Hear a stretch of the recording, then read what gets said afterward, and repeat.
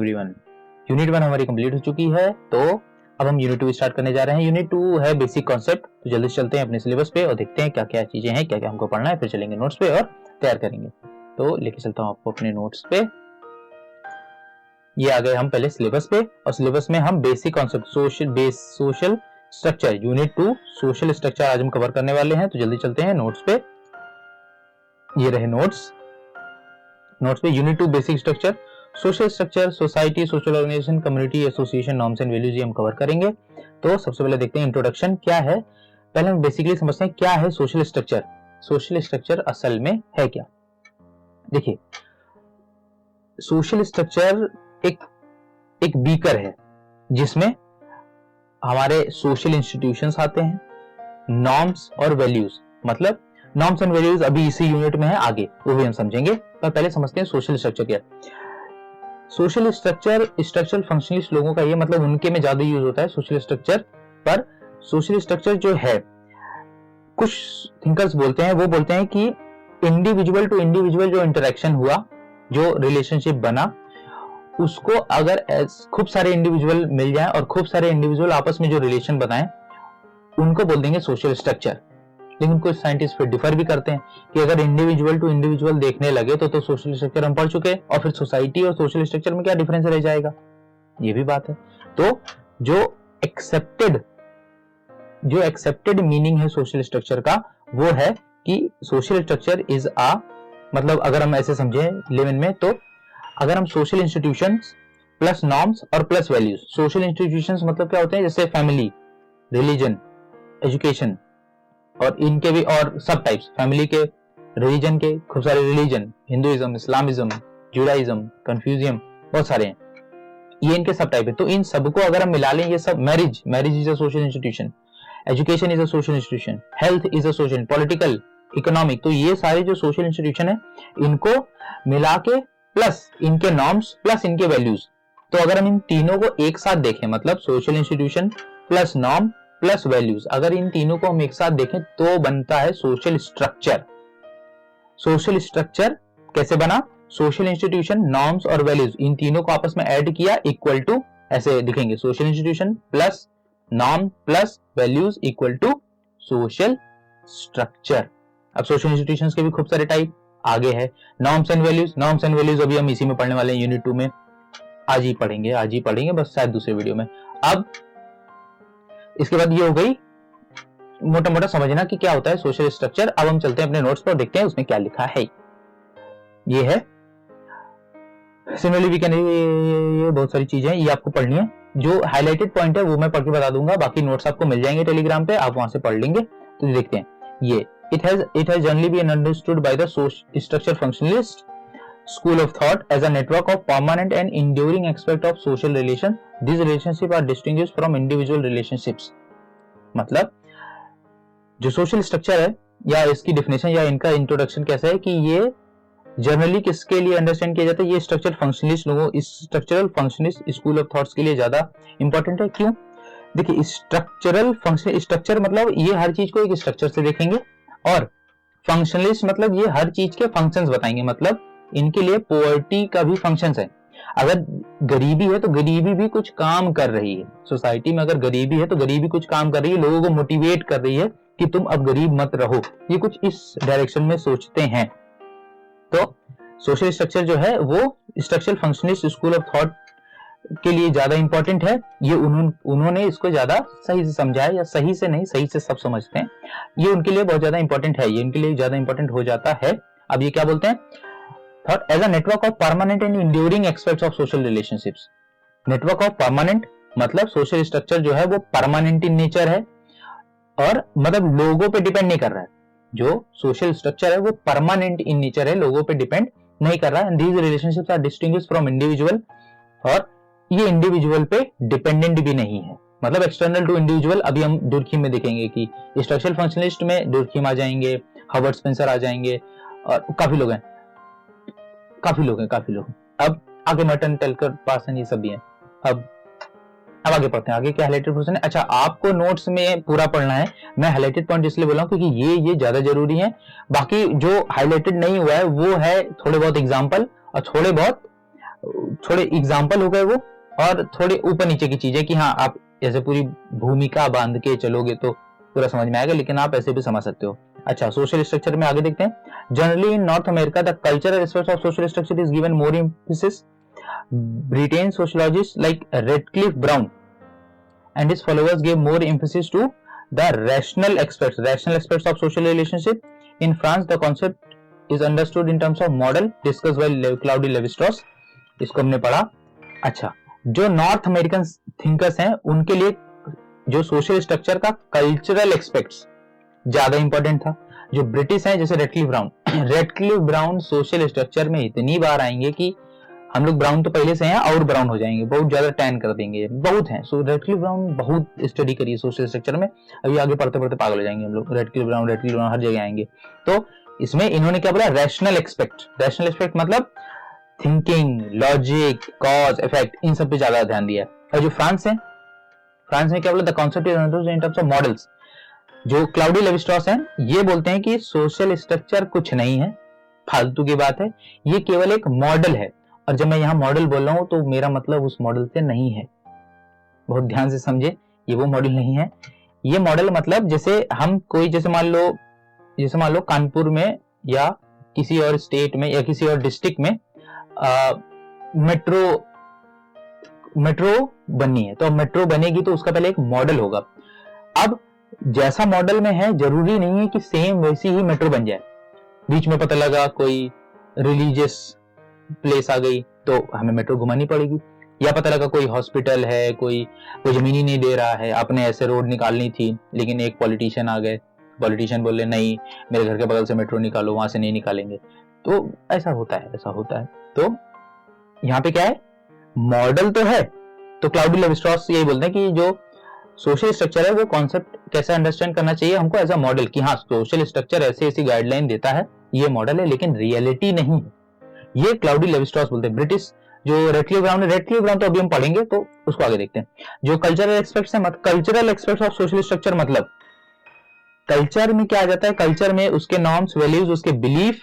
तो जो north American है वो इस पे ज्यादा विश्वास रखते हैं या इस पे ज्यादा उन्होंने कंसंट्रेट किया है। अब आगे देखते हैं, आगे क्या बोला है, the concept of social structure. अच्छा, जो कॉन्सेप्ट ऑफ सोशल स्ट्रक्चर है वो तीन तरह से हम पढ़ेंगे। मतलब सोशल स्ट्रक्चर पहले देखेंगे कि स्ट्रक्चरल फंक्शनलिस्ट क्या बोलते हैं।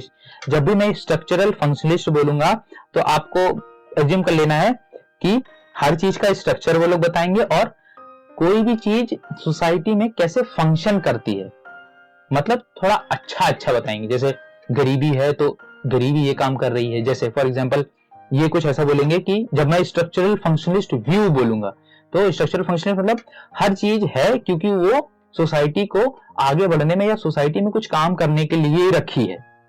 ये कुछ ऐसा होगा, जैसे गरीबी है तो गरीबी किसी काम के लिए ही है, पॉवर्टी है गरीबी, और जैसे अनएजुकेटेड यूथ है तो अनएजुकेटेड यूथ क्यों है, ये मतलब कुछ ऐसा। ये केवल एक एग्जांपल है, ऐसा ये इनका व्यू है, केवल एक एग्जांपल में दे रहा हूं। जैसे हमने जैसे क्लास में कुछ बैक बेंचर्स हैं, कुछ फ्रंट बेंचर्स हैं, तो टीचर हमें अक्सर एग्जांपल देता है कि अगर बैक बेंचर्स भी पढ़ने लगेंगे या फिर जो बच्चा नहीं पढ़ता है तो अगर वो पढ़ने लगेंगे तो बाकी काम कौन करेगा। अगर सब लोग पढ़ने ही लगेंगे, सब लोग पढ़ने लगेंगे तो सब एक ही डायरेक्शन में जाएंगे, लेकिन सोसाइटी तो वैरायटी से चलती है ना, तो कुछ लोग को नहीं पढ़ना भी जरूरी है, कुछ लोग का नहीं पढ़ना भी जरूरी है।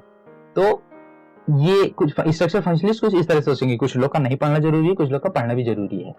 तो ये है स्ट्रक्चरल फंक्शनलिस्ट व्यू। अब मुझे होप करता हूं कि आप समझ गए होंगे। तो अब आगे देखते हैं नोट्स पे क्या बोलते हैं। तो कॉन्सेप्ट ऑफ स्ट्रक्चरल फंक्शनलिस्ट हम देखिए अभी थोड़ा समझते हैं। हम लोग ये तीन डायरेक्शन में पढ़ेंगे। एक स्ट्रक्चरल फंक्शनलिस्ट, हम समझ गए जब हम स्ट्रक्चरल फंक्शनलिस्ट की बात करेंगे तो हम क्या सोच रहे होंगे। दूसरा मार्क्सिस्ट मतलब कॉन्फ्लिक्ट, हैव नॉट के बीच में लड़ाई हुई या झगड़ा हुआ, रेवोल्यूशन हुआ, ये वो सब हम लोग मार्क्स में पढ़ेंगे। और एक है स्ट्रक्चरलिस्ट व्यू। स्ट्रक्चर फंक्शनलिस्ट और स्ट्रक्चरलिस्ट दोनों अलग अलग चीजें हैं। स्ट्रक्चरलिस्ट में क्लाउडी लेवी-स्ट्रॉस, वही स्ट्रक्चर हर चीज का एक मॉडल है, रियलिटी अलग है। लेकिन जो स्ट्रक्चर फंक्शनलिस्ट है वो बोलेंगे ये मॉडल है, ये फंक्शन है उसके। तो अब देखते हैं सबसे पहले। अच्छा, तीनों कॉन्सेप्ट को समझने से पहले हम सोशल स्ट्रक्चर को थोड़ा अच्छे से समझते हैं कि सोशल स्ट्रक्चर और सोशल ऑर्गेनाइजेशन में क्या फर्क है, सोशल स्ट्रक्चर और सोशल ग्रुप एक दूसरे से कैसे अलग है, सोशल स्ट्रक्चर और सोशल इंस्टीट्यूशंस में क्या फर्क है।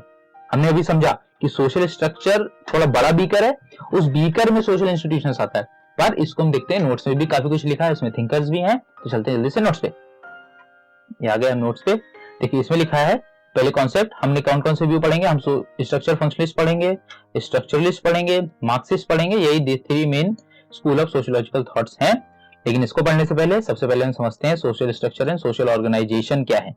Social structure and social organisation एक दूसरे से अलग कैसे हैं। एक थिंकर है रेमंड फिर्थ, उन्होंने दोनों कॉन्सेप्ट के बीच में डिफरेंशिएशन या दोनों को अलग अलग समझा है। वो बोलते हैं, अच्छा उनकी एक किताब भी है, नोट्स में है ये, उनकी किताब भी है, उसका नाम है एलिमेंट्स ऑफ सोशल ऑर्गेनाइजेशन। चलिए दिखाई देता हूं सीधे, ये देखिए उन्होंने क्या बोला, Raymond Firth have clearly distinguished between both these terms in his book element of social organisation 1956। मैं आपसे फिर से एक बार बोल रहा हूं, नहीं शायद पहली बार बोल रहा हूं ना, हाँ पहली बार बोल रहा हूं कि बुक, रुकिए, बुक और ईयर, बुक और ईयर दोनों याद रखिएगा, ये बुक और ईयर दोनों याद रखिएगा, प्लस थिंकर भी याद रखिएगा, सीधे सीधे क्वेश्चन आएगा एलिमेंट ऑफ सोशल ऑर्गेनाइजेशन, या इसकी पूछ लेगा कि ये कौन से ईयर में आई थी, या पूछ लेगा कि इनके राइटर कौन हैं। अब समझते हैं सोशल स्ट्रक्चर और सोशल ऑर्गेनाइजेशन में क्या फर्क है। तो इन्होंने बोला Firth has made a distinction very clear according to him, यहाँ पढ़ते हैं अकॉर्डिंग टू हिम, आपको पूरे नोट्स पढ़ने हैं लेकिन मैं यहाँ पे हाईलाइट कर दिया मैंने आपके लिए, तो आप चाहो तो हाईलाइटेड पोर्शन भी पढ़ सकते हो, लेकिन पूरा पढ़ो तो अच्छा रहेगा, दिल को सुकून मिलेगा, आपके भी हमको भी। अब according to him social organisation is concerned with the choices and decision involve in actual social relationship, actual social relationship, while concept of social structure deals with more fundamental social relation which gives society its basic form or which provide limits to the range of action organizingly possible within। देखिए इसका मतलब क्या हुआ, इसका मतलब हुआ कि जो सोशल ऑर्गेनाइजेशन है, सोशल ऑर्गेनाइजेशन कंसर्न है, उसका कंसर्न है कि आपके चॉइस, आपके सोशल रिलेशन और आपका डिसीजन, मतलब नहीं समझे, देखिए सोशल ऑर्गेनाइजेशन थोड़ा छोटा है और जो सोशल स्ट्रक्चर है वो थोड़ा बड़ा है। मतलब सोशल स्ट्रक्चर सोसाइटी का बेसिक फॉर्म है, मतलब अगर सोशल स्ट्रक्चर नहीं होगा तो सोसाइटी को फंक्शन करने में दिक्कत होगी, लेकिन जो सोशल ऑर्गेनाइजेशन है वो छोटा रूप है। जो सोशल ऑर्गेनाइजेशन है उसमें इंडिविजुअल की वैल्यू सोशल स्ट्रक्चर के मुकाबले ज्यादा है। फॉर एग्जाम्पल जैसे मान लो, अगर इसको किसी एग्जाम्पल से समझे तो हम समझ सकते हैं कि पूरा यूपी का एक अपना सोशल स्ट्रक्चर है, और एक कोई कंपनी जैसे नोएडा की कोई कंपनी मान लो, कौन सी कंपनी, हमें मान ली कैपजेमिनी मान ली, कैपजेमिनी चलो अच्छा आप लोगों ने सबसे फेमस, या इंफोसिस या टीसीएस, ऐसे कोई कंपनी। अब टीसीएस कंपनी का भी एक ऑर्गेनाइजेशन है, टीसीएस कंपनी एक सोशल ऑर्गेनाइजेशन हो गई कि ये तो कोऑपरेटिव ऑर्गेनाइजेशन हो गई। चलो कुछ और चीजें समझते हैं, ये तो कोऑपरेटिव ऑर्गेनाइजेशन होगी। और अच्छा एग्जांपल हम ले सकते हैं, मान लीजिए एक कोई पार्क,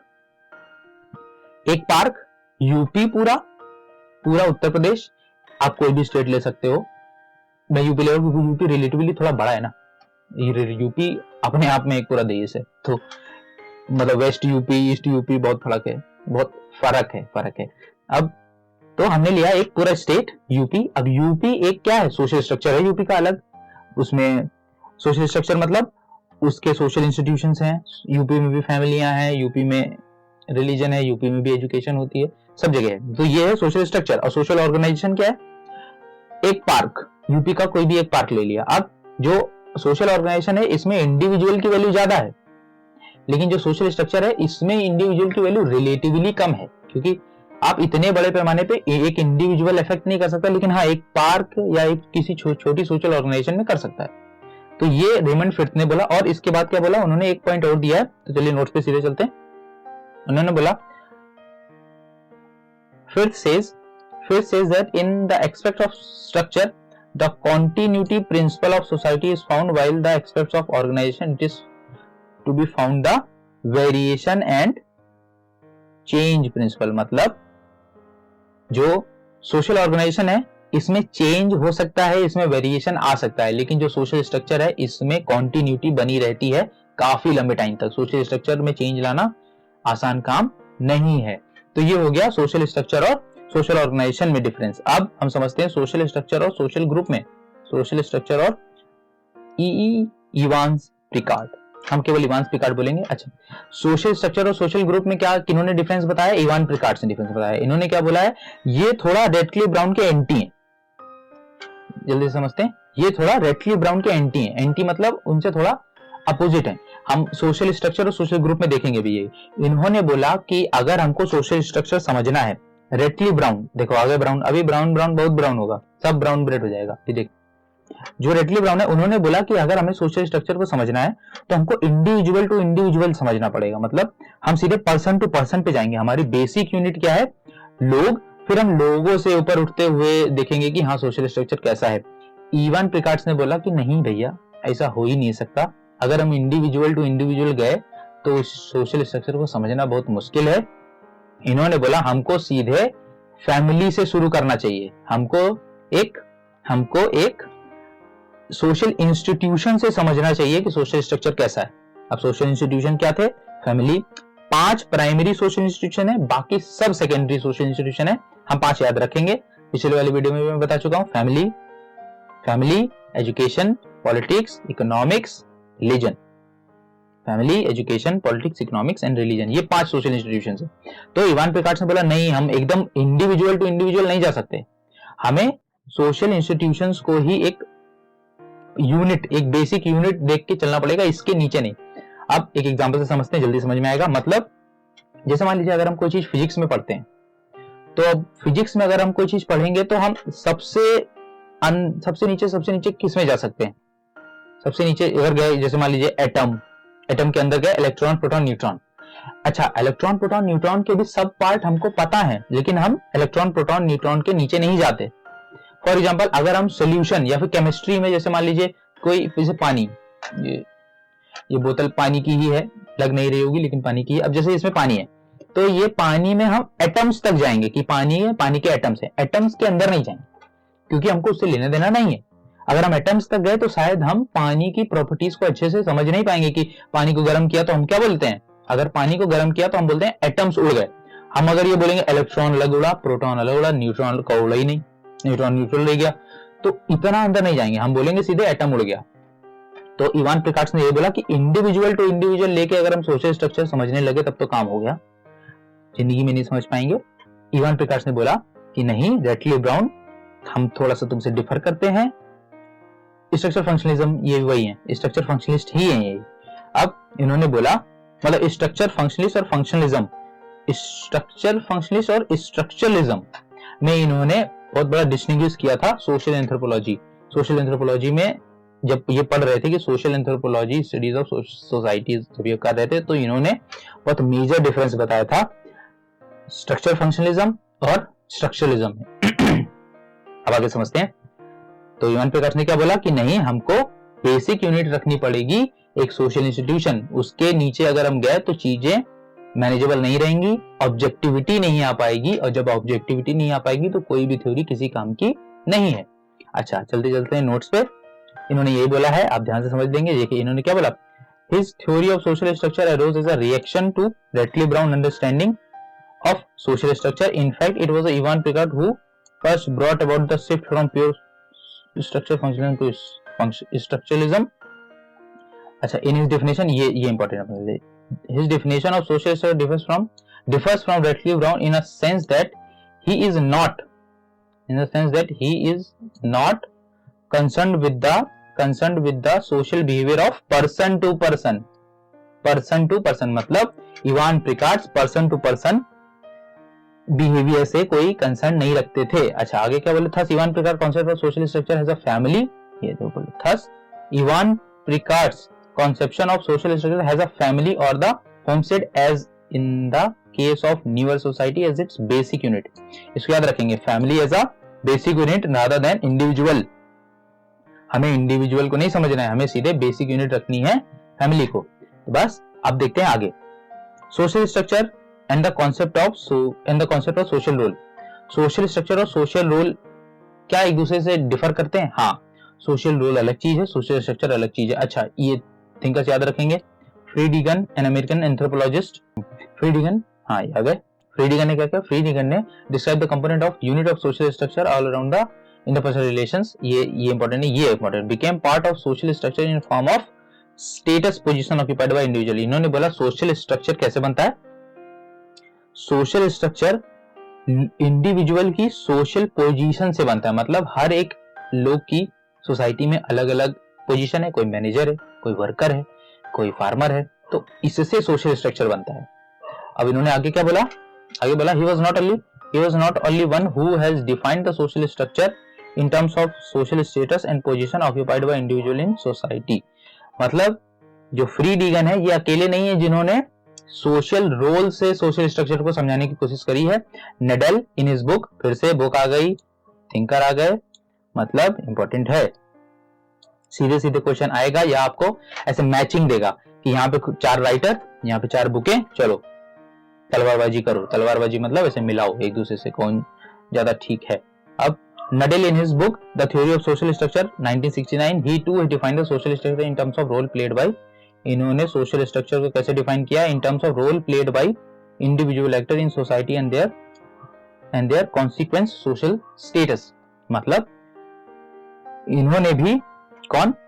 नडेल ने भी, एक जो इंडिविजुअल है वो सोसाइटी में कौन से स्टेटस पे है, अमीर, गरीब, मैं गरीब हूं वो वाला गरीब नहीं, मतलब मैं सच्चे वाला गरीब, और एक वो आया था ना काफी पहले की मैं गरीब हूं, फिर वो ऐसे रील बनाता था, फेमस हो गया था, तो वो वाला गरीब नहीं। यहाँ पे क्या बोला कि एक रोल क्या प्ले कर रहा है, एक आदमी सोसाइटी में कौन सा रोल प्ले कर रहा है। मतलब रोल प्ले हम आगे और समझेंगे। रोल प्ले तो स्टेटस एंड रोल, ये तो पूरा एक टॉपिक है, आगे यूनिट्स में है, वो हम देखेंगे, पर यहाँ पे हम केवल सीधे स्टेटमेंट देख लेते हैं। अब हम समझते हैं 3 major views of social structure.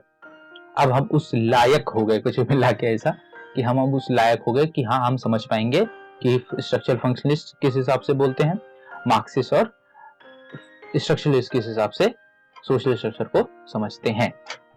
तो structure functionalist point of view, इसमें 3-4 लोग आ जाएंगे। इसमें मैं इमाइल डुर्खीम, इसके पहले हार्वर्ड स्पेंसर, उसके पहले अगस्त कुम्ट तो नहीं, अगस्त कुम्ट। ये है पार्ट 1, पार्ट 2 भी इस वीडियो आएगा क्योंकि वीडियो बहुत लंबा हो रहा था, इसलिए ये पार्ट 1 है, पार्ट 2 आपको इसके बाद वाले में मिल जाएगा। तो